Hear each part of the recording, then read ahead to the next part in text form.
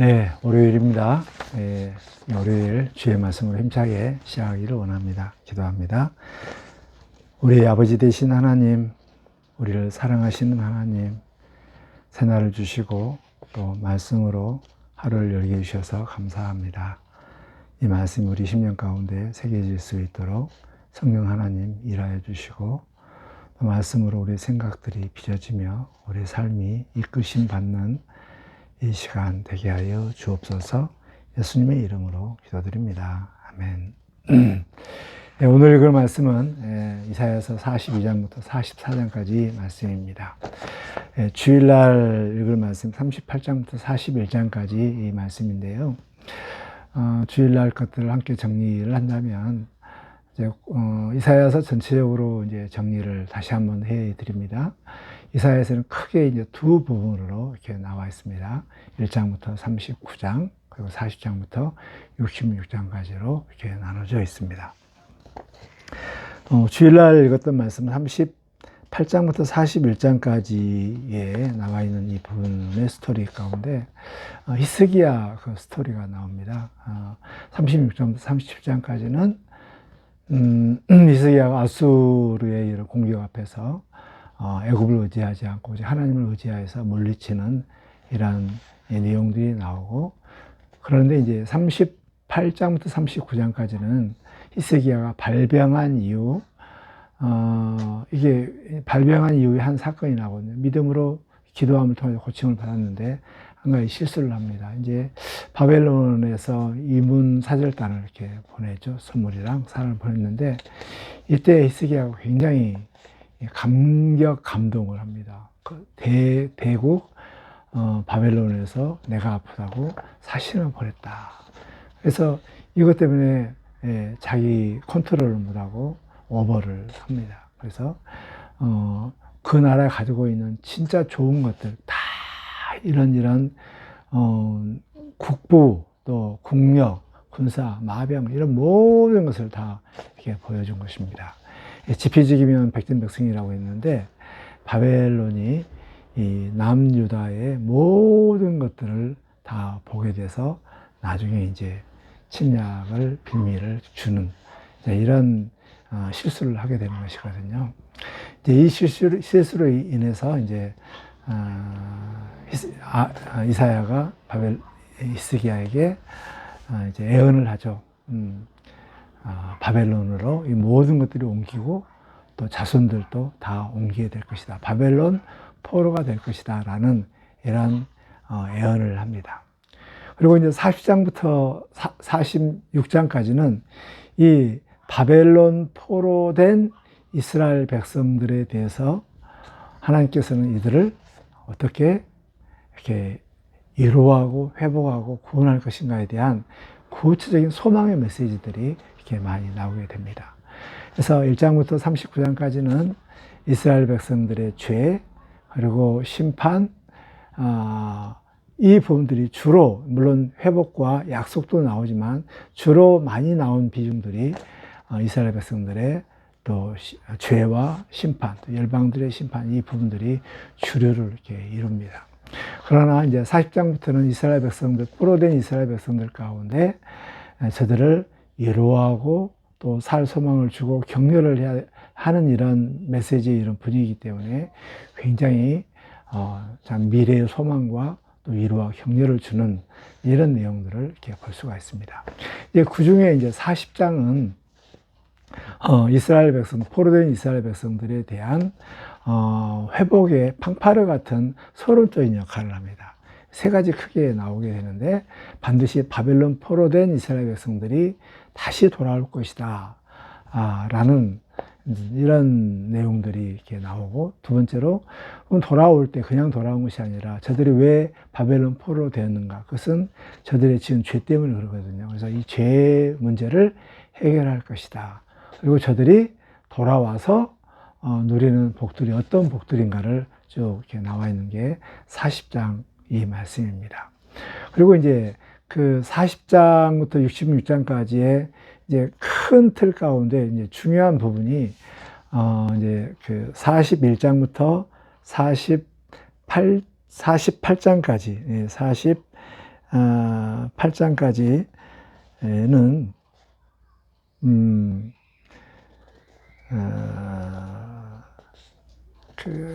실제로 역사적으로 바벨론 포로된 이스라엘 백성들을 역사적으로 고레스, 페르시아 고레스, 고레스를 통해서 회복시키는, 구원시키는 그런 내용들이 주를 이루고, 그리고 이제 49장부터 56장 8절까지는, 이제 주의 종, 하나님의 종에 대해서, 종의 사역에 대해서 이게 쭉 나오는 내용입니다. 이 모든 것들은 이제 하나의 그런 애언이면서도 앞으로 이스라엘 백성들에 대한 구원, 그리고 구원을 어떻게 이룰 것인가에 대한 내용들이 주로 이렇게 나오게 되는데, 오늘 읽을 말씀 이제 42장부터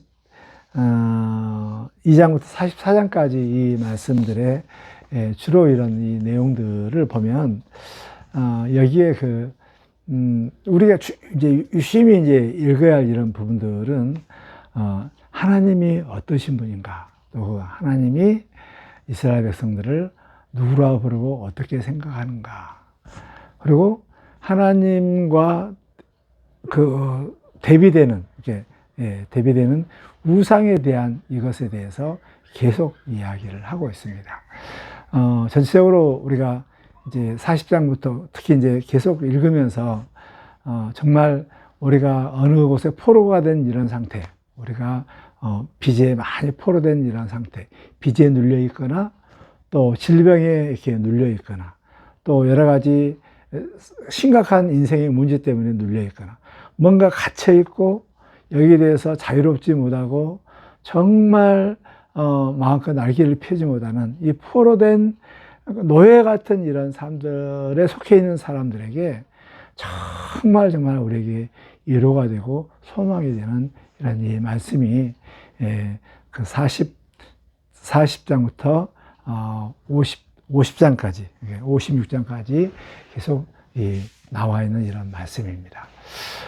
특별히 이제 하나님이 어떠신 분인가 보면 41장에 보면 비교할 수 없는 하나님에 대해서 이렇게 많이 나옵니다. 하나님은 누구신가? 40장, 특히 이제 40장 12절부터 26절까지 보면 비교 불가능한 하나님, 그 하나님을 의지한 자들은 정말 하늘을 나르는 이런 삶을 살 수 있다라는 것을 이렇게 보여주고 있는데, 그 하나님이 참 어떠신 분인가? 뭐 비교 불가능한 열방들이 이렇게 먼지와 같고, 우리 인생들이 하나님 앞에 아무 존재가 없고, 뭐 그런 하나님은 정말 어느 세상에 존재한 것에 대해서 비교 불가능한, 대적할 수 없는 그런 크신 하나님이라는 것을 계속 이렇게 말씀하고 있습니다. 하나님께서 계속 하나님은 창조자, 또 하나님은 만군의 지혜자, 뭐 계속 하나님이 누구신가에 대한 이 부분들에 대해서 굉장히 많이 강조하고, 또 그 하나님이 그 이스라엘 백성들을, 포로 잡힌 이스라엘 백성들을 누구로 생각하느냐 보면 계속 단어들이 나의 택한 야곱아, 또 나의 벗 아브라함의 자손아, 또 뭐 이런 또 어디 보면 이 버러지 같은 야곱아, 뭐 이렇게 얘기합니다. 그래서 부르시는 이 호칭들을 보면 하나님께서 이스라엘 백성들을 어떻게 생각하시는가. 참 하나님이 이스라엘 백성들을 너무 사랑하시는데, 그 사랑받은 이스라엘 백성들이, 그 사람들이 버러지와 같은 삶. 그런데 이 버러지 같은 이런 사람들이 다 죄로 인해서 이게 됐지만, 보아도 보지도 못하고 들어도 마음에 새기지도 않는 이런 수많은 이런 죄들 때문에 저들이 저렇게 비참하게 살지만, 그러나 나는 저들을 용서하겠다. 용서하는 그 이유들은 정말 저들이 뭐 어떻게 잘해서 보다는 내 이름을 위해서 저들을 용서하겠다. 뭐 그렇게 말씀하고, 또 내가 두려워하지 말라, 놀라지 말라, 좀 이게 다시 한번 힘을 내라. 내가 너를 보배롭게 여긴다. 계속 위로하고 계속 이러한 이런 내용들이 계속 이렇게 나오게 됩니다. 정말 이스라엘 백성들, 포로 잡혀있는 이스라엘 백성들에게 계속 주는 메시지들이 참된 위로, 내가 너희를 반드시 회복시킬 것이다. 내가 너희를 구원하실 것이다. 너의 죄를 내가 다 잊어버린 바가 될 것이다. 너를 만약에 미워하는 자들을 내가 가만히 두지 않겠다.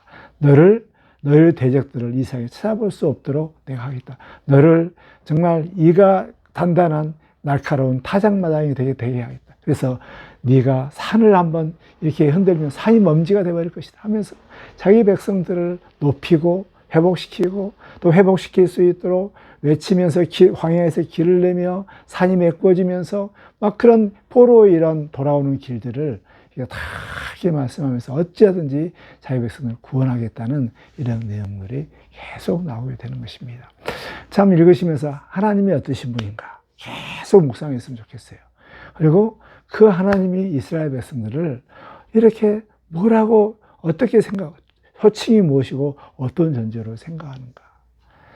그리고 그 이스라엘 백성 하나님 아닌 것들을 의지했던 우상에 대해서도 계속 빗대어서 이렇게 이야기합니다. 하나님께서 우상들에게 야 너 와서 이걸 앞으로 되어진 일들을 맞춰봐라, 뭘 구원해봐라, 막 계속 도전을 이렇게 가하죠. 우상의 무력함, 우상의 정말 얼마나 부질없는가, 이런 부분들을 하나님과 비교를 하면서 그 하나님을 바라보면서 하나님께 반드시 구원하실 것이라는 이런 내용들이 계속 나옵니다. 마지막 44장에 보면 이제 구체적으로 포로된 이스라엘 백성들을 구원할 이런 내용도, 구원할 자를 이제 고레스 이야기를 하죠. 그래서 이 고레스를 통하여서 이것이 하나님의 종이고 하나님의 종을 통하여서 이렇게 구원시킨다는 이런 내용입니다. 그리고 43장에 보면 유명한 예수님의 나의 종, 내가 붙드는 종에 대한 이야기도 쭉 나오잖아요.